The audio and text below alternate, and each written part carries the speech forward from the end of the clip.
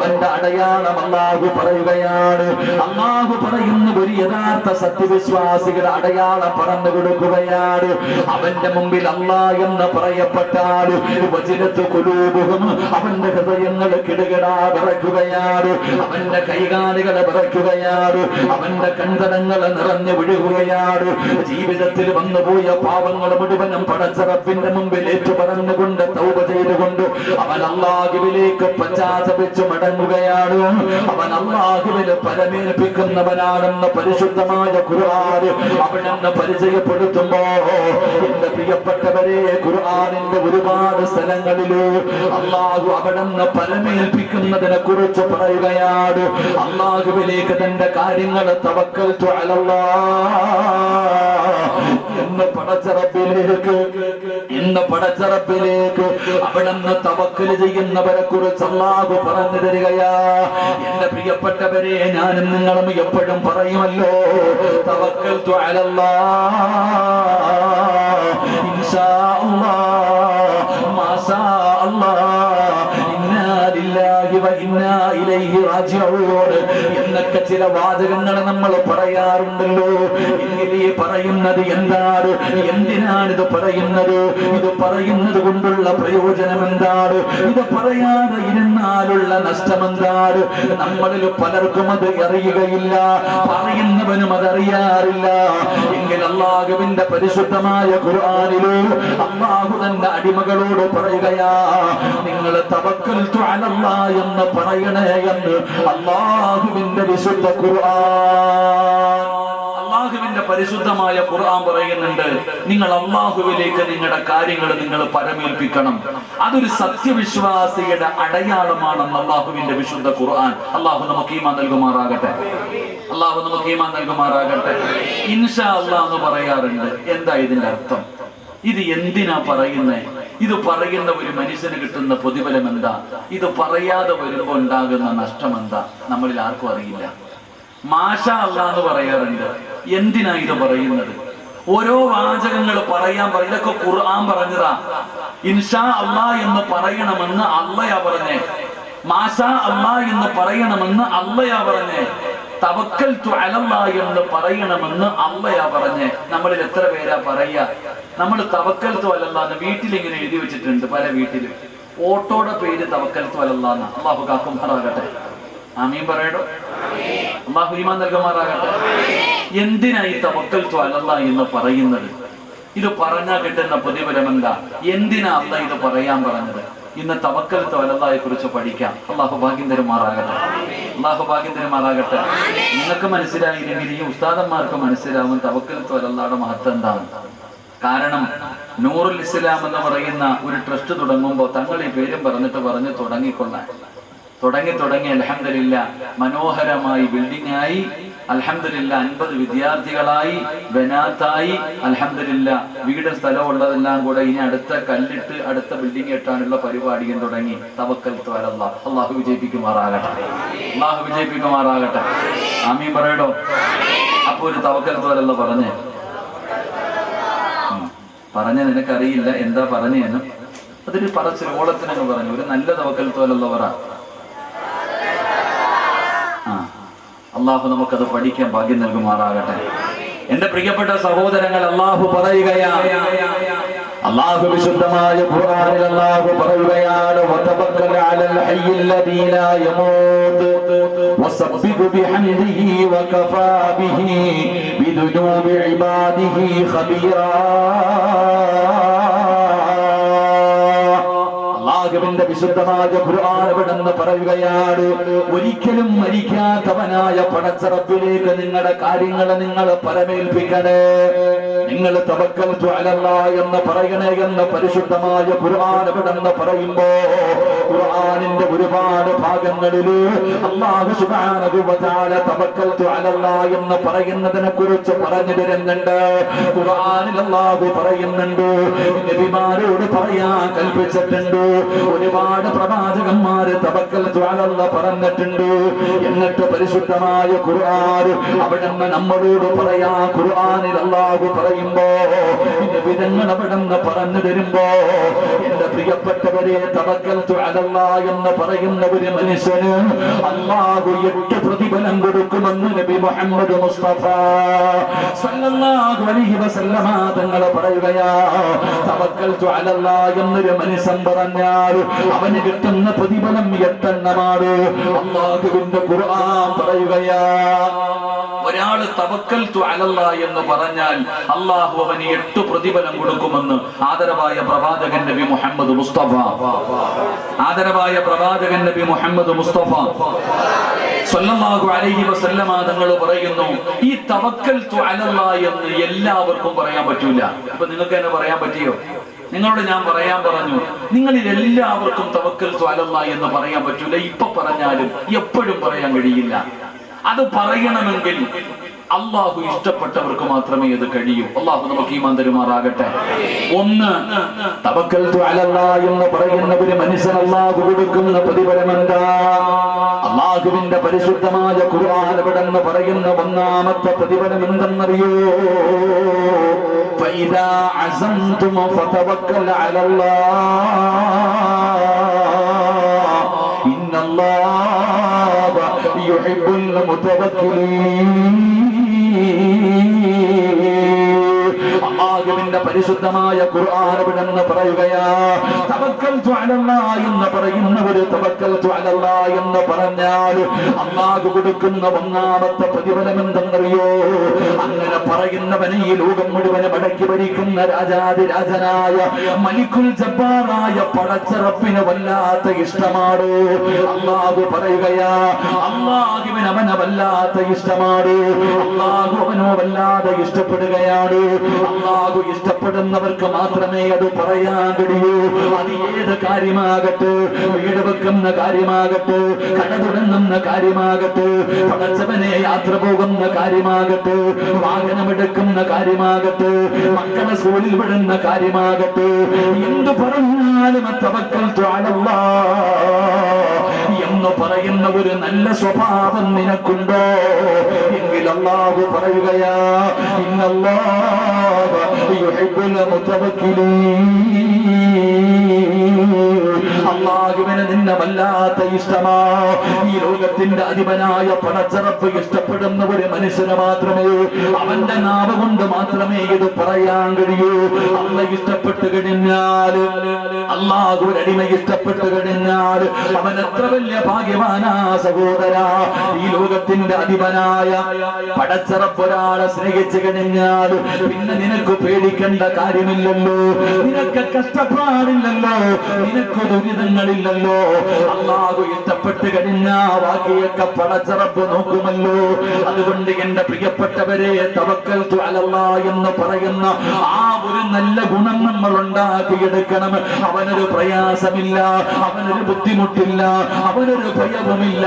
അല്ലാഹ് അവന്റെ കൂടെയുണ്ടല്ലോ, അല്ലാഹു അവന്റെ കൂടെയുണ്ടല്ലോ.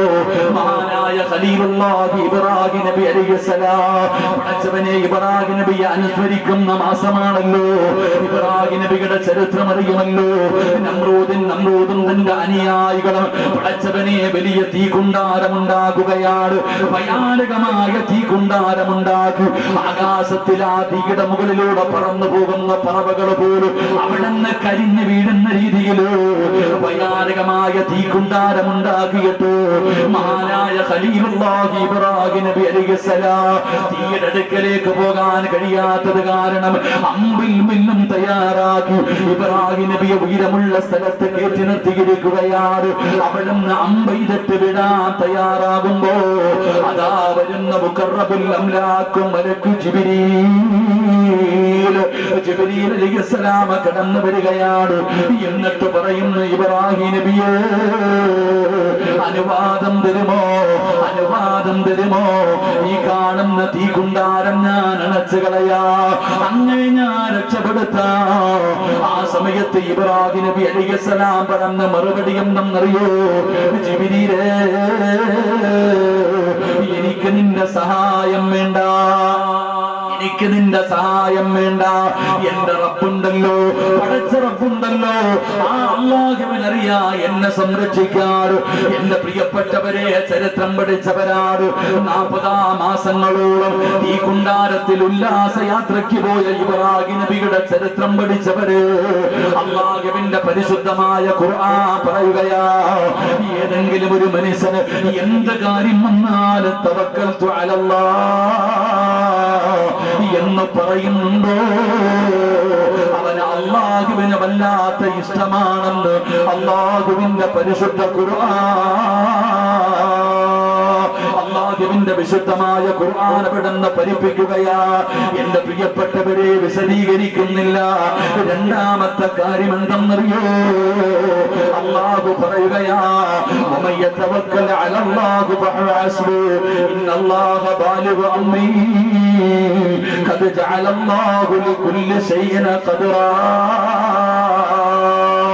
പരിശുദ്ധമായ ഖുർആൻ അവിടുന്ന് പറയുകയാ, രണ്ടാമത്തെ കാര്യം എന്തെന്നറിയോ, തവക്കൽതു അലല്ലാഹ് എന്ന് പറയുന്നവന് അല്ലാഹു മതിയാകുമെന്ന് അല്ലാഹുവിന്റെ വിശുദ്ധ ഖുർആൻ. അവൻ അല്ല മതിയടോ, എന്ത് കാര്യം വന്നാലും അവൻ അല്ല മതി, അവനെ പടച്ച റബ്ബൊരിക്കലും കൈവിടൂല. അല്ലാഹുവുണ്ടെന്നുള്ള വിശ്വാസമുണ്ടല്ലോ.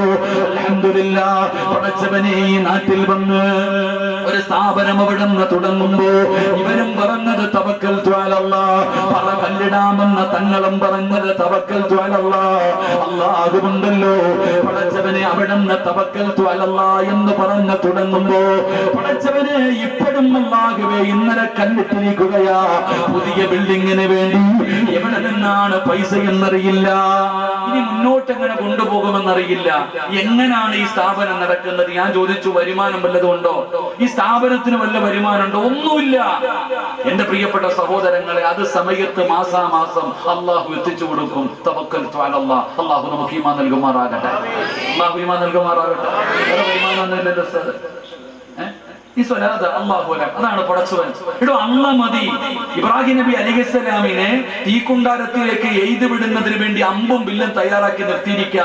ജിബ്രീൽ എന്ന് പറയുന്ന മലക്ക് വന്നിട്ട് ചോദിക്കുന്നു, ഞാൻ രക്ഷപ്പെടുത്തട്ടെ, നീ നിന്റെ പണി നോക്ക്, നീ നിന്റെ കാര്യം നോക്ക്. എന്നെ പടച്ച റബ്ബ് എന്റെ കൂടെ ഉണ്ടല്ലോ, അല്ല എന്റെ കൂടെ ഉണ്ടല്ലോ, ഞാൻ ഇതിനെ പിടിക്കണേ.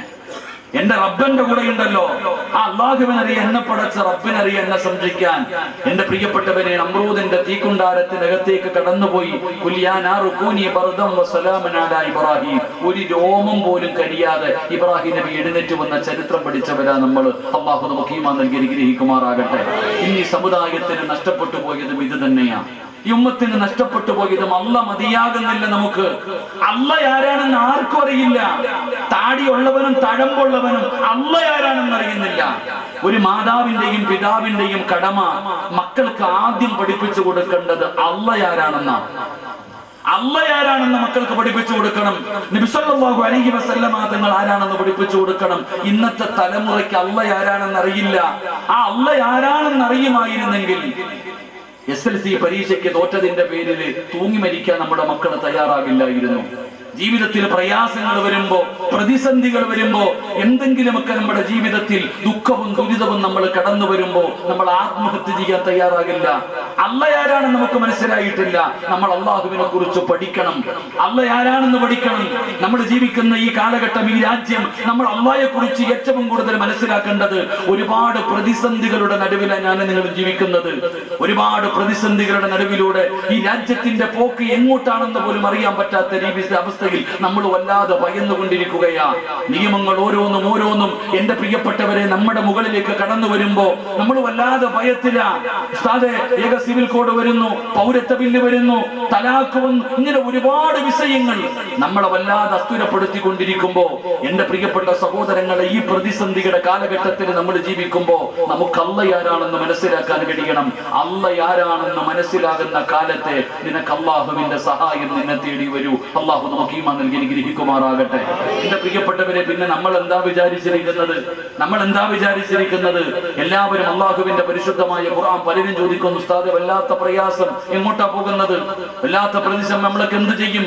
നമ്മളൊക്കെ എന്തു ചെയ്യും എന്ന് വല്ലാതെ ആവലാതിപ്പെടുന്ന പ്രയാസപ്പെടുന്നവരോട് അള്ളാഹുവിന്റെ പരിശുദ്ധമായ ഖുർആൻ തന്നെ നമ്മളോട് ചോദിക്കുന്നുണ്ട്, സ്വർഗത്തിലേക്ക് വെറുതെ കയറി പോകാൻ പറ്റുമെന്ന് നിങ്ങളൊക്കെ കരുതിയോ? നീ എന്താ വിചാരിച്ചിരിക്കുന്നത്? പൊന്മുടിയിൽ കയറണമെങ്കിലും പാസ് എടുക്കണ്ടേ? പോണ്ടേ? പൊന്മുടി കയറണമെങ്കിലും പാസ് എടുക്കണ്ടേ? പാസ് വേണോ? വേണം.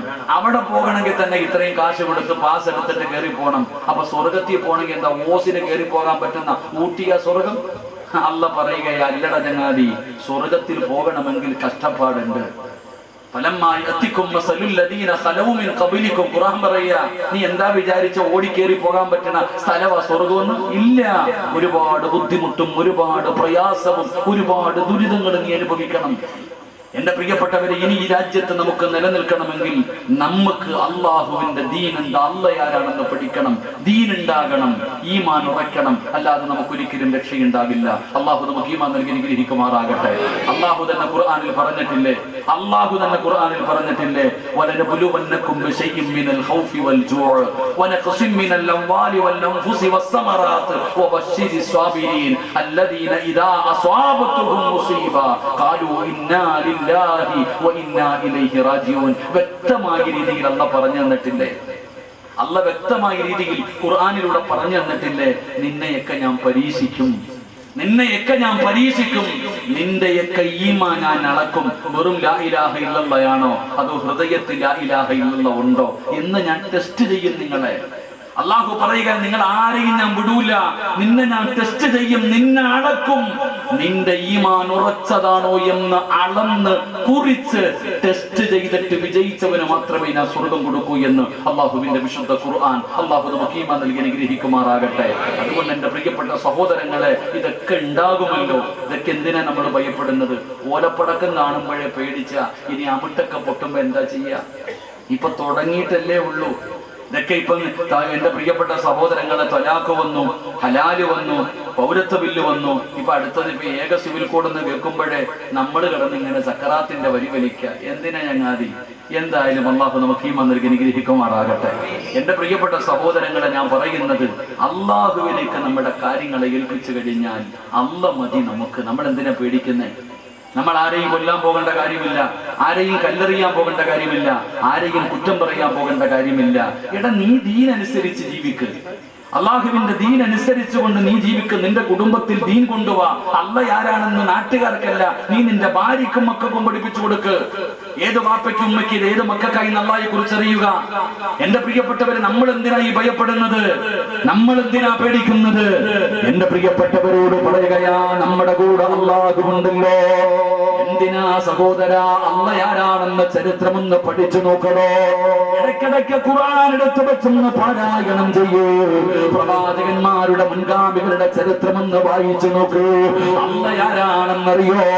അല്ലാഹു പറയുകയാ, വലനബുലുവന്നകും ബിശൈഇൻ മിനൽ ഖൗഫ്. ഞാൻ ഭയം കൊടുത്തു പരീക്ഷിക്കുകയാണ്. അല്ല പറഞ്ഞു, എന്റെ അടിമയ്ക്ക് ഞാൻ ഭയം കൊടുക്കുമടോ. പടച്ചവനെ ഭയപ്പാടാട്.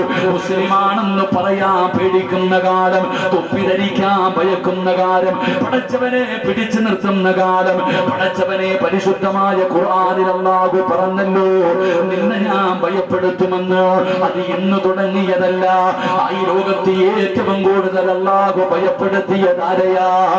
മഹാനായ ആദരവായ പ്രവാചകൻ നബി മുഹമ്മദ് മുസ്തഫ സല്ലല്ലാഹു അലൈഹി വസല്ലമ തങ്ങളെയാണ് അല്ലാഹു ലോകത്ത് ഏറ്റവും കൂടുതൽ ഭയപ്പെടുത്തിയത്. അതുപോലെ ഒരാളെയും അല്ലാഹു ഭയപ്പെടുത്തിയില്ല. പടച്ചവനെ ചരിത്രം പഠിച്ചവരാണ് അല്ലാഹുവിന്റെ പ്രവാചകൻ സല്ലല്ലാഹു അലൈഹി വസല്ലമ തങ്ങൾ ഹിജ്റ പോകാൻ തീരുമാനിച്ചല്ലോ. മക്കയിൽ നിന്ന് മദീനയിലേക്ക് ഹിജ്റ പോകാൻ തീരുമാനിച്ചപ്പോ സാക്ഷാൽ ഇബ്ലീസ് പോയിട്ട് പറഞ്ഞു കൊടുക്കുകയാ, മുഹമ്മദ് നാട് വിടാൻ പോകുകയാ. കൊല്ലണമെങ്കിൽ ഇന്ന് കൊന്നുകൊള്ളണം. ഇനി ഒരിക്കലും മുഹമ്മദിനെ തൊടാൻ പറ്റൂല. പടച്ചവനെ ശത്രുക്കൾ മുഴുവനും ഒറ്റക്കെട്ടായി എല്ലാവരും കൂടെ തീരുമാനമെടുത്തു. അല്ലാഹുവിന്റെ പ്രവാചകന്റെ വീട് വളയുകയാണ്. ഊരിപ്പിടിച്ച വാളുമായി ആരുടെ കയ്യിൽ കിട്ടുന്നു അവരെ കൊന്നുകൊള്ളണമെന്ന് പറഞ്ഞ് എല്ലാവരും മുത്തുനബിയുടെ വീട് വളർന്നു നിൽക്കുമ്പോ അള്ളാന്റെ റസൂല് വീടിനകത്തുണ്ട്. മഹാനായ അലി ഇബ്നു അബീ ത്വാലിബ് തങ്ങളുണ്ട്. അള്ളാന്റെ റസൂല് ചോദിക്കുന്നു, അലിയേ, ഞാൻ കടന്നിരുന്ന സ്ഥലത്ത് നീ കടക്കുമോ അലിയേ? അലിയാര് തങ്ങളെ പറയുന്നു, നബിയേ, യാ റസൂലല്ലാഹ്, എന്തിനാ നബിയേ, എനിക്കെന്ത് പേടിയാ നബിയേ? അല്ലാഹുവിന്റെ പ്രവാചകനെ കടന്നിരുന്ന സ്ഥലത്ത് അലിയാര് തങ്ങളെ കിടക്കുകയാ. അല്ലാഹുവിന്റെ റസൂല് യാത്രയ്ക്ക് വേണ്ടി ഇറങ്ങാ തയ്യാറാകുമ്പോ അതാ വരുന്ന മുഖറബുൽ അംലാഖു മലക്കു ജിബ്രീൽ അലൈഹിസ്സലാം കടന്നു വന്നിട്ട് നബി തങ്ങളോട് പറയുന്നു, യാ റസൂലല്ലാഹ്, വാതിൽ തുറന്ന് ഇറങ്ങാ സമയമാകുമ്പോ എന്ത് ചെയ്യണമെന്നറിയോ? ഒരു പിടി മണ്ണ് വാരണേ നബിയേ, ഒരു പിടി മണ്ണ് വാരണേ നബിയേ. എന്നിട്ട് വജഅൽനാ മിൻ ബൈനി ഐദീഹിം സദ്ദാ വമിൻ ഖൽഫിഹിം സദ്ദാ. യാസീനിലെ ആയത്തറിയാത്ത ആരെങ്കിലുമുണ്ടോ? എല്ലാവരും പാരായണം ചെയ്യുന്നവരല്ലോ. എങ്കിൽ ആ ആയത്തിന്റെ മഹത്വം പഠിച്ചോ. അള്ളാന്റെ റസൂലിനോട് പറയുന്നു, നബിയേ, ഒരു പിടി മണ്ണ് വാരിയിട്ട് ഈ ആയത്ത് ഓതിയിട്ട് ആ മണ്ണിലേക്ക് ഊതിയിട്ട് വാതിൽ തുറന്നിട്ട് 4 ഭാഗത്തേക്കും വലിച്ചെറിയണേ നബിയേ, എന്നിട്ട് ഇറങ്ങിപ്പോകണേ നബിയേ. അല്ലാഹുവിന്റെ പ്രവാചകൻ അവിടെ നിന്ന് യാത്രയ്ക്ക് തയ്യാറായി.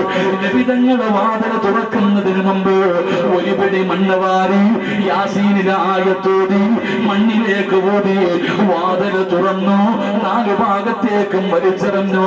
അല്ലാഹുവിന്റെ റസൂലിന്റെ വാളും പിടിച്ചുകൊണ്ട് വീട് വളഞ്ഞിരുന്ന ശത്രുവിന്റെ കണ്ണിന്റെ മുമ്പിലൂടെ അല്ലാഹുവിന്റെ റസൂൽ ഇറങ്ങി പോവുകയാ. അല്ലാഹുവിന്റെ പ്രവാചകൻ സല്ലല്ലാഹു അലൈഹി വസല്ലമ തങ്ങള് ആറ്റം ബോംബ് കൈവച്ചിട്ടല്ല പോയത്, AK-47 പിടിച്ചിട്ടല്ല പോയത്. ഒരു പിടി മണ്ണ് വാരിയിട്ട് ഖുർആനിലെ ഒരായത്തോതിയിട്ട് മണ്ണ് വാരിയിട്ടിട്ട് ഇറങ്ങിപ്പോയെന്ന് ചരിത്രം പഠിപ്പിക്കുകയാ. അല്ലാഹു നമുക്ക് ഈമാൻ നൽകി അനുഗ്രഹിക്കുമാറാകട്ടെ. എടോ, ഒരു സത്യവിശ്വാസിയുടെ കാൽച്ചുവട്ടിൽ കിടക്കുന്ന ഒരു പിടി മണ്ണിന് പോലും പവർ ഉണ്ടെന്ന് ഖുർആൻ പറയാ. അല്ലാഹുവിന്റെ റസൂൽ സല്ലല്ലാഹു അലൈഹി വസല്ലമ തങ്ങൾ ഇറങ്ങിച്ചെന്നു. അബൂബക്കർ സിദ്ദീഖ് റളിയല്ലാഹു തആല അൻഹു കാത്തു നിൽക്കുന്നുണ്ട്. നബി തങ്ങൾ ചോദിച്ചു, വരുന്ന അബൂബക്കറെ? ഞാൻ റെഡിയാ നബിയെ. രണ്ടുപേരും കൂടെ പോയി ഗുഹയ്ക്കകത്ത് കയറി ഇരുന്ന ചരിത്രം ഞാൻ നിങ്ങൾ പഠിച്ചവരാ. അല്ലാഹുവിന്റെ പ്രവാചകൻ സല്ലല്ലാഹു അലൈഹി വസല്ലമ തങ്ങൾ അബൂബക്കർ സിദ്ദീഖ് റളിയല്ലാഹു തആല അൻഹുവിന്റെ മടിത്തട്ടിൽ തലവെച്ച് കിടക്കുകയാ. അല്ലാഹുവിന്റെ റസൂൽ നോക്കുമ്പോ അബൂബക്കർ തങ്ങളുടെ കണ്ണുനീര് നബി തങ്ങളുടെ മുഖത്തേക്ക് വീണു. നബി തങ്ങൾ ഞെട്ടി ഉണർന്നു. അല്ലാഹുവിന്റെ റസൂൽ ചോദിക്കുന്നു, എന്തേ അബൂബക്കറെ? നബിയെ, ഗുഹയുടെ മുകളിൽ ശത്രു എത്തിക്കഴിഞ്ഞു. ഗുഹയുടെ മുകളിൽ ശത്രുക്കൾ എത്തിക്കഴിഞ്ഞു. അവരുടെ കയ്യിലിരിക്കുന്ന വാളിന്റെ വെളിച്ചം പോലും ഈ ഗുഹയ്ക്കകത്ത് അടിക്കുന്നു നബിയെ. നമ്മളെ പിടിക്കും നബിയെ, നമ്മളെ കൊന്നുകളയും നബിയെ. അല്ലാഹുവിന്റെ റസൂൽ സല്ലല്ലാഹു അലൈഹി വസല്ലമ തങ്ങൾ ചിരിക്കുകയാ. നബി തങ്ങൾ ചിരിക്കുകയാ. അബൂബക്കർ സിദ്ദീഖ് റളിയല്ലാഹു തആല ചോദിക്കുന്നു, എന്തിനാ നബിയെ ഇപ്പൊ ചിരിക്കുന്നേ? എന്തിനാ നബി ഇപ്പൊ ചിരിക്കുന്നത്? അപ്പോഴാണ് നബി തങ്ങൾ അബൂബക്കർ സിദ്ദീഖ് റളിയല്ലാഹു തആല അൻഹുവിനോട് പറഞ്ഞു കൊടുത്തത്, ഖിയാമത്ത് നാൾ വരെയുള്ള മുസ്ലിമിന് പഠിക്കാൻ, ഖിയാമത്ത് നാൾ വരെയുള്ള മുസ്ലിമിന് പഠിക്കാൻ അല്ലാഹുവിന്റെ പ്രവാചകൻ സല്ലല്ലാഹു അലൈഹി വസല്ലമ തങ്ങൾ പറഞ്ഞു കൊടുത്ത, അബൂബക്കറെ, നമ്മൾ രണ്ടുപേരുമല്ല, മൂന്നാമതൊരാൾ കൂടെ ഈ ഗുഹയ്ക്കകത്തുണ്ട്. നമ്മൾ രണ്ടുപേരും മാത്രമല്ല, മൂന്നാമതൊരാൾ ഇതിനകത്തുണ്ട്. ആ മൂന്നാമത്തവൻ ആരെന്നറിയോ? എന്നെയും നിന്നെയും പടച്ച അല്ലാഹ്. ലാ തഹ്സൻ ഇന്നല്ലാഹു മഅനാ. അബൂബക്കറെ, അല്ലാഹ് നമ്മുടെ കൂടെ ഇല്ലേ, പിന്നെന്തിനാ നമ്മൾ പേടിക്കുന്നത്? അല്ലാഹുവിന്റെ പ്രവാചകൻ സല്ലല്ലാഹു അലൈഹി വസല്ലം തങ്ങൾ അബൂബക്കർ സിദ്ദീഖ് തങ്ങളോട് പറഞ്ഞു കൊടുത്തു, ആ നിൽക്കുന്നവൻ തന്റെ കാലിലേക്ക് നോക്കണമെങ്കിൽ അവൻ വിചാരിച്ചാ പോരാ, അല്ലാഹ് വിചാരിക്കണം. അവൻ വിചാരിച്ചാ പോരാ, അവനെ പടച്ച അല്ലാഹ് വിചാരിക്കണം. അല്ലാഹ് നമ്മുടെ കൂടെ ഇല്ലേ, പിന്നെ എന്തിനാ പേടിക്കുന്നത്? അല്ലാഹു നമുക്ക് ഈമാൻ നൽകി അനുഗ്രഹിക്കുമാറാകട്ടെ. ഞാനും അത് തന്നെയാണ് നിങ്ങളോട് ചോദിക്കുന്നത്. അല്ലാഹ് നമ്മുടെ കൂടെ ഉണ്ടെങ്കിൽ നമുക്ക് എന്തിനാ ഭയം? എന്ത് വന്നാലും നമുക്കെന്ത് പേടി? എന്ത് പ്രയാസം വന്നാലും തങ്ങളെ വലനബുലുവന്നകും ബിശൈഇൻ മിനൽ ഖൗഫ്, അല്ലാഹു ഭയം തന്നു പരീക്ഷിക്കും. അല്ലാഹു പറയുകയാ, വലനബുലുവന്നകും ബിശൈഇൻ മിനൽ ഖൗഫി വൽ ജൂഅ്, നിനക്ക് വിശപ്പ് തന്ന് അല്ലാഹു പരീക്ഷിക്കും. നിനക്ക് പട്ടിണി തന്ന അല്ലാഹു പരീക്ഷിക്കും, നിനക്ക് ദുഃഖങ്ങൾ അല്ലാഹു തരും. എന്റെ പ്രിയപ്പെട്ടവരെ, ലോകത്ത് ഏറ്റവും കൂടുതൽ പട്ടിണി കിടന്നത് ആദരവായ പ്രവാചകൻ നബി മുഹമ്മദ് മുസ്തഫ, ആദരവായ പ്രവാചകൻ നബി മുഹമ്മദ് മുസ്തഫ സല്ലല്ലാഹു അലൈഹി വസല്ലമ തങ്ങൾ പട്ടിണി കിടന്നതുപോലെ ലോകത്ത് ആരെങ്കിലും കിടന്നിട്ടുണ്ടോ? 3 കൊല്ലം ഷേബ് അബീ താലിബിന്റെ മലഞ്ചെരുവിൽ പുല്ലു പറിച്ചു കഴിച്ചിട്ടാണ് നബിതങ്ങൾ കിടന്നത്. വിശന്നിട്ട് വിശപ്പ് സഹിക്കാൻ കഴിയാതെ നബിതങ്ങൾ വൃക്ഷത്തിന്റെ ഇലകൾ പറിച്ചു കഴിച്ചു എന്ന് ചരിത്രം പഠിപ്പിക്കുമ്പോ നമ്മൾ ആരെങ്കിലും ജീവിതത്തിൽ ഇല തിന്നിട്ടുണ്ടോ? ഉണ്ടോ? പറമനുഷ്യന്മാര് തിന്നിട്ടുണ്ടോ? തിന്നിട്ടുണ്ട്. മന്തി തിന്നിട്ടുണ്ട്. മന്തി ബിരിയാണി ഇവിടെ വരെ തിന്നിട്ട് ദഹിക്കാൻ കുറച്ച് ചെലവാരി തിന്നി. ഇതാ നമ്മൾ തമ്മിലുള്ള, നമുക്ക് ഇലയും തമ്മിലുള്ള ബന്ധം. ലോകത്ത് ഏറ്റവും കൂടുതൽ പട്ടിണി കിടന്നത് മഹാനായി നബി മുഹമ്മദ് മുസ്തഫ. അല്ലാഹുവിന്റെ ഖുർആൻ പറഞ്ഞു, നിനക്ക് അല്ലാഹു തരുന്ന 3ാമത്തെ പരീക്ഷണം വലനബുലുവന്നകും ബിശൈഇൻ മിനൽ ഖൗഫി വൽ ജൂഅ് വനഖ്സിൻ മിനൽ അംവാൽ വൽ അൻഫുസി വസ്സമറാത്ത്. നിനക്ക് അല്ലാഹു നിന്റെ കച്ചവടം, നിന്റെ കൃഷിയിടങ്ങൾ, നിന്റെ സമ്പത്ത് എല്ലാം അല്ലാഹു തകർത്ത് കളയും. നിനക്കൊരുപാട് പ്രയാസങ്ങൾ അല്ലാഹു തരും. നിന്റെ കച്ചവടം മുഴുവനും പോകും, നിന്റെ സമ്പത്ത് മുഴുവനും പോകും, ലക്ഷങ്ങളുടെ കടം വരും. നീ പിടിച്ചു നിൽക്കണം. അല്ലാഹു നമുക്ക് ഈമാൻ നൽകുമാറാകട്ടെ.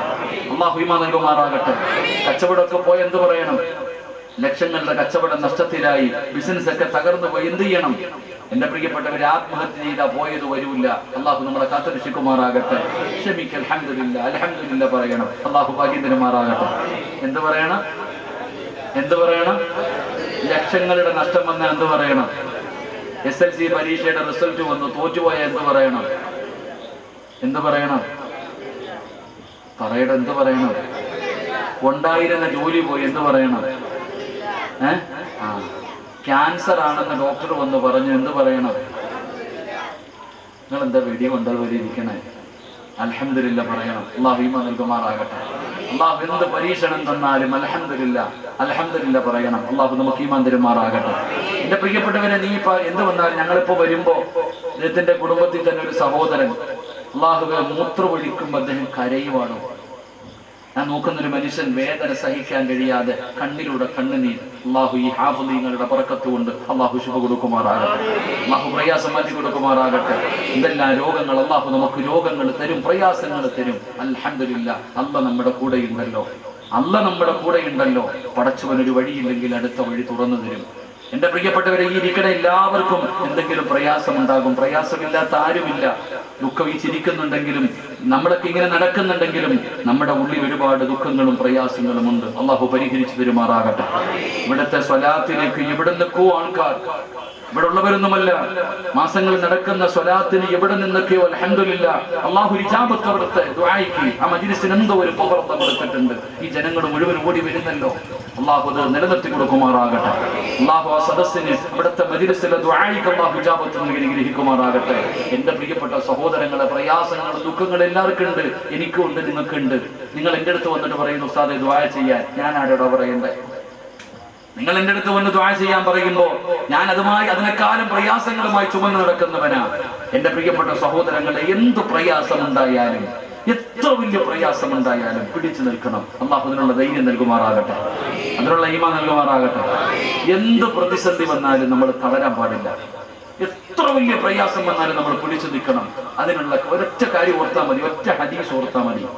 ഒരേ ഒരു ഹദീസ് നിങ്ങളുടെ മനസ്സിൽ എപ്പോഴും ഓർമ്മയുണ്ടെങ്കിൽ എത്ര വലിയ ദുഃഖം വന്നാലും നിങ്ങൾ പിടിച്ചു നിൽക്കും. അല്ലാഹു ഭാഗ്യം തരുമാറാകട്ടെ. അല്ലാഹു ഭാഗ്യം തരുമാറാകട്ടെ. ഒരു ദിക്ർ പറഞ്ഞു തരട്ടെ? ഒരു ദിക്ർ പറഞ്ഞു തരട്ടെ? വേണോ വേണ്ടേ? വിശക്കുന്നവന് ഭക്ഷണം കൊടുത്തിട്ടേ കാര്യമുള്ളൂ. വയറ് നിറഞ്ഞിരിക്കുന്നവന് കൊടുത്തിട്ട് ഒരു കാര്യമില്ല. വേണോ വേണ്ടേ? ഏത് പ്രതിസന്ധി വന്നാലും, എടോ മരിക്കണമെന്ന് തോന്നിയാലും ഈ ദിക്ർ ഒരു 3 വട്ടം പറഞ്ഞാൽ നിന്റെ മനസ്സിന് ധൈര്യം വരും. എത്ര വലിയ പ്രയാസം വന്നാലും ഒരു ദിക്ർ അല്ലാഹു പഠിക്കാൻ ഭാഗ്യം തരുമാറാകട്ടെ. മഹാനായ ഖലീലുല്ലാഹി ഇബ്രാഹിം നബി അലൈഹിസ്സലാം പറഞ്ഞ ദിക്ർ. ഖലീലുല്ലാഹി ഇബ്രാഹിം നബി അലൈഹിസ്സലാം പറഞ്ഞതാ, നമ്രൂദിന്റെ തീക്കുണ്ടാരത്തിലേക്ക് വലിച്ചെറിയാൻ നിർത്തിയിരിക്കുമ്പോ ഇബ്രാഹിം നബി പറഞ്ഞ ദിക്ർ. എന്റെ പ്രിയപ്പെട്ടവരെ, മഹാനായ നബിയുനാ റസൂലുള്ളാഹി സ്വല്ലല്ലാഹു അലൈഹി വസല്ലമ തങ്ങളുടെ പ്രിയപ്പെട്ട ഭാര്യ മഹദിയായ ആയിഷ ബീവി റളിയല്ലാഹു തആല അൻഹാ. ആയിഷ ബീവിയുടെ ചരിത്രം നമ്മൾ പഠിച്ചു നോക്കണം. ആയിഷ ബീവി റളിയല്ലാഹു തആല അൻഹയെ കുറിച്ച് വ്യഭിചാര ആരോപണമുണ്ടായി. സഫ്വാൻ റളിയല്ലാഹു തആല സഹാബിയ, ബദരീങ്ങളിൽപ്പെട്ട സഹാബിയ. നബിതങ്ങളും സ്വഹാബത്തും ഒരിക്കൽ യാത്ര ചെയ്തു വരുമ്പോ ഒരു സ്ഥലത്തെത്തിയപ്പോൾ അവരുടെ മലമൂത്ര വിസർജനം അവരുടെ ആവശ്യങ്ങൾക്ക് വേണ്ടി വാഹനം നിർത്തി. എന്നിട്ട് നബിതങ്ങള് പെണ്ണുങ്ങളോട്, ആയിഷ ബീവിയുണ്ട്, പെണ്ണുങ്ങളോട് പറഞ്ഞു പോകാൻ. ഒട്ടകത്തിന്റെ മുകളിൽ നിന്ന് ആയിഷ ബീബി റളിയല്ലാഹു തആല അൻഹ ഇറങ്ങി തന്റെ ആവശ്യത്തിന് വേണ്ടി പോയി. ആവശ്യങ്ങളൊക്കെ പൂർത്തീകരിച്ചിട്ട് തിരിച്ചു വന്ന് വാഹനത്തിൽ കയറി. എല്ലാരും കണ്ടു ആയിഷ ബീബി കയറുന്നത്. അത് കഴിഞ്ഞ് ആണുങ്ങൾ ഇറങ്ങിപ്പോയി. ആയിഷ ബീബി റളിയല്ലാഹു തആല അൻഹ വാഹനത്തിന്റെ മുകളിൽ ഇരിക്കുമ്പോഴാ തന്റെ മാല കാണുന്നില്ല. ആയിഷ ബീവിക്ക് മനസ്സിലായി ഞാൻ പോയ സ്ഥലത്ത് നഷ്ടപ്പെട്ടു പോയി. ആയിഷ ബീബി റളിയല്ലാഹു തആല അൻഹ അതിന്റെ മുകളിൽ നിന്ന് ഇറങ്ങി മാല തെരഞ്ഞുപോയി. ആരും അത് കണ്ടില്ല. എന്റെ പ്രിയപ്പെട്ടവരെ, എല്ലാവരും വന്ന വാഹനങ്ങളിൽ കയറി. ആയിഷ ബീവി അതിന്റെ മുകളിൽ ഉണ്ടെന്ന് കരുതിയിട്ട് എല്ലാവരും യാത്ര തുടങ്ങി. ആയിഷ ബീബി റളിയല്ലാഹു തആല അൻഹ മാലയും എടുത്തുകൊണ്ട് തിരിച്ചു വന്നപ്പോൾ ആരെയും കാണുന്നില്ല. എല്ലാവരും പോയി മരുഭൂമിയിൽ ഒറ്റയ്ക്കിരിക്കുകയാ. ഉമ്മഹാത്തുൽ മുഅ്മിനീൻ മഹദി ആയിഷ ബീബി റളിയല്ലാഹു തആല അൻഹ. അപ്പോഴാണ് സഫ്വാൻ എന്ന് പറയുന്ന ഒരു സ്വഹാബി ഒറ്റയ്ക്ക് വരികയാ. നബി തങ്ങൾ ഈ സ്വഹാബിക്ക് ഒരു ജോലി ഏൽപ്പിച്ചു. കളഞ്ഞു പോകുന്ന സാധനം എടുത്തുകൊണ്ടുവരാൻ. നീ പുറകിൽ വാ എന്ന് നിർത്തിയ സഹാബി ആയിഷ ഉമ്മയെ കണ്ടു. എന്താണെന്ന് പോലും ചോദിച്ചില്ല. വാഹനത്തിൽ കയറാൻ പറഞ്ഞു. അങ്ങനെ യാത്ര തുടർന്നു. എന്റെ പ്രിയപ്പെട്ട സഹോദരങ്ങളെ, അവസാനം സഫ്വാൻ റളിയല്ലാഹു തആല അൻഹു, ആയിഷ ബീബി റളിയല്ലാഹു തആല അൻഹ ഇവർ രണ്ടുപേരും കൂടെ ചെന്ന് രാവിലെ സമയത്താണ്, എല്ലാ ശൈത്താന്മാർ ഇറങ്ങുന്ന സമയത്ത് രാവിലെ പോയിട്ട് ഇറങ്ങി. എല്ലാവരും കണ്ടു. ഒരു ചെറുപ്പക്കാരന്റെ കൂടെ ആയിഷ ബീബി റളിയല്ലാഹു തആല അൻഹ ഒരു രാത്രി മുഴുവനും കഴിഞ്ഞിട്ട് വരുന്ന രംഗമാണ്. കാണേണ്ടവർ തുടങ്ങുകയാ. മുനാഫിക്കീങ്ങളാണ് തുടങ്ങുന്നത്. പടച്ച റബ്ബേ, പിന്നെ പറയേണ്ടതില്ലല്ലോ. നാട് മുഴുവനും പറഞ്ഞു പരത്തുകയാണ്. ആയിഷ വ്യഭിചരിച്ചു, ആയിഷ വ്യഭിചരിച്ചു. അല്ലാഹുവിന്റെ പ്രവാചകന്റെ പ്രിയപ്പെട്ട ഭാര്യയെ കുറിച്ച് വ്യഭിചാരത്തിന്റെ ആരോപണം നടത്തുകയാ. പടച്ച റബ്ബേ, അല്ലാഹുവിന്റെ റസൂലിന് വല്ലാത്ത സങ്കടമായി.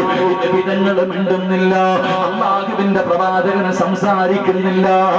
ആയിഷ ബീബി റളിയല്ലാഹു തആല അൻഹ തകർന്നിരിക്കുകയാണ്. ആയിഷയുടെ സങ്കടം കണ്ടപ്പോ നബിതങ്ങൾ പറഞ്ഞു, ആയിഷ, കുറച്ചു ദിവസം നീ നിന്റെ വീട്ടിൽ പോയി നിൽക്കൂ. നിന്റെ ഉമ്മയുടെ കൂടെ സമാധാനം കിട്ടുമല്ലോ. ആയിഷ ബീവിക്ക് വല്ലാത്ത സങ്കടമായി. നബിതങ്ങൾ ഇറക്കി വിട്ടതല്ല, ഒരു സമാധാനത്തിന് പറഞ്ഞു വിട്ടതാണ്. ആയിഷ ബീബി റളിയല്ലാഹു തആല അൻഹ വീട്ടിൽ ചെന്നു. ഉമ്മയോട് പറഞ്ഞു, ഉമ്മ, ഞാൻ തെറ്റ് ചെയ്തിട്ടില്ല ഉമ്മ.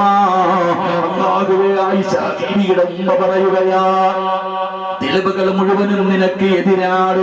ആയിഷ ഒറ്റപ്പെടുകയാണ്. വീടിനകത്ത് കയറിയിട്ട് കഥകളച്ചിരിക്കുകയാ.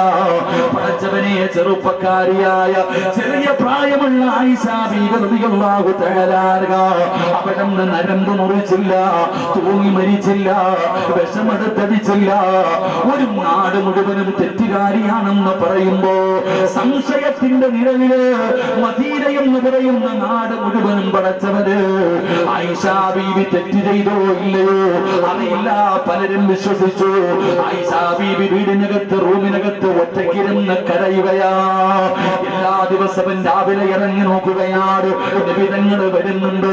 സുബഹി കഴിഞ്ഞിട്ട് അല്ലാഹുവിന്റെ റസൂലിനെ കാത്തിരിക്കുകയാണ്. റസൂലുള്ള വരുന്നില്ല. ഒരുപാട് ദിവസം കഴിഞ്ഞു. ഒരു ദിവസം ചിരിക്കുന്ന മുഖത്തോടെ മഹാനായ നബി മുഹമ്മദ് മുസ്തഫ സല്ലല്ലാഹു അലൈഹി വസല്ലമ തങ്ങളുടെ വീട്ടിലേക്ക് കടന്നു വരികയാണ്. ആയിഷ ഇറങ്ങി ഓടുകയാണ്.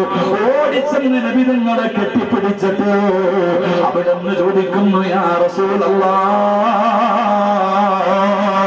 അല്ലാഹുവിന്റെ നബിയേ, ഞാൻ തെറ്റുകാരിയല്ലെന്ന് അല്ലാഹു പറഞ്ഞോ നബിയേ? അല്ലാഹു പറഞ്ഞോ നബിയേ? ഖുർആനിൽ ആയത്തിറങ്ങിയോ നബിയേ? ഏഴാകാശം കടന്ന് ജിബ്രീൽ വന്നോ നബിയേ? ആയിഷ, നീ തെറ്റുകാരിയല്ലെന്ന് അല്ലാഹു പറഞ്ഞിരിക്കുന്നു. ആയിഷ, ജിബ്രീൽ ഖുർആനിന്റെ ആയത്ത് ആയത്തുമായി വന്ന ആയിഷ ബീവിക്ക് വല്ലാത്ത സന്തോഷമായി.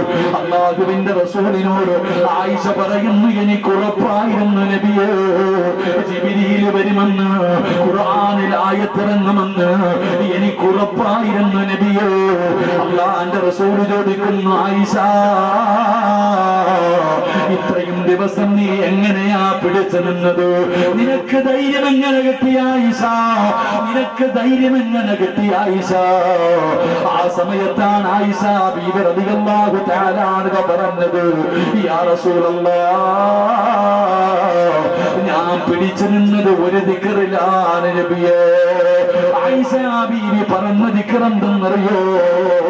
ഹസ്ബുനല്ലാഹു നിഅമൽ വകീൽ നിഅമൽ മൗലാ വനിഅമൻ നസീർ. ഹസ്ബുനല്ലാഹ് ഹസ്ബുനല്ലാഹ് എനിക്കെന്റെ റബ്ബ് മതി, എനിക്കെന്റെ റബ്ബ് മതി. എന്റെ പ്രിയപ്പെട്ടവരെ, ആയിഷ ബീവി പറഞ്ഞത് ദിക്റാണ്.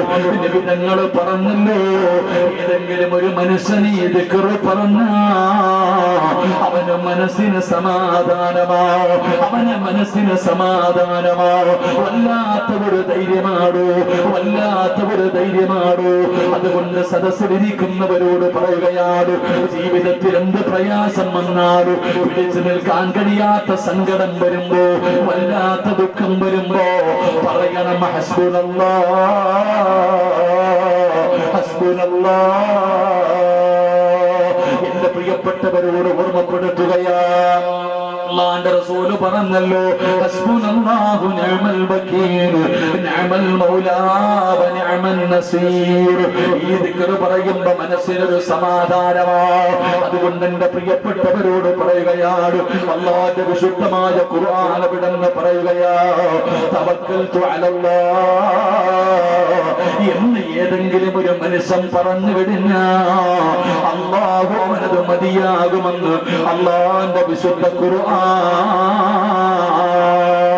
മൂന്നാമതായിട്ട് അല്ലാഹു പറയുകയാ, അല്ലാഹുവിന്റെ പരിശുദ്ധമായ ഖുർആൻ വിടന്ന് പറയുകയാണ്, എന്റെ പ്രിയപ്പെട്ടവര് നിങ്ങൾ തവക്കൽതു അലല്ലാഹ് എന്ന് പറയണേ. മക്കളെ സ്കൂളിലേക്ക് വിടുമ്പോ, പഠിച്ചവനെ മക്കളെ മദ്രസയിലേക്ക് വിടുമ്പോ, നിങ്ങളുടെ പല കാര്യങ്ങൾക്ക് വേണ്ടി നിങ്ങളുടെ കുട്ടികളെ പുറത്തേക്ക് വിടുമ്പോ, നിങ്ങൾ വണ്ടിയിലേക്ക് കയറ്റി വിടുമ്പോഴാകട്ടെ, പുറത്തേക്ക് ഇറക്കി വിടുന്ന സമയത്താകട്ടെ, നിങ്ങൾ പറയണം തവക്കൽതു അലല്ലാഹ്. മൂന്നാമതായിട്ട് പറയുകയാ, തവക്കൽതു അലല്ലാഹ് എന്ന് ഏതെങ്കിലും ഒരു മനുഷ്യൻ പറയുകയാണെങ്കിൽ വിശുദ്ധമായ ഖുർആൻ അല്ലാഹു പറയുകയാണ്, പിശാചിന്റെ ഉപദ്രവങ്ങളിൽ നിന്ന് അല്ലാഹു അവർക്ക് സംരക്ഷണം കൊടുക്കുമെന്ന് അല്ലാഹുവിന്റെ വിശുദ്ധ ഖുർആൻ. അല്ലാഹു ഈമാൻ നൽകുമാറാകട്ടെ, അല്ലാഹു ഈമാൻ നൽകുമാറാകട്ടെ.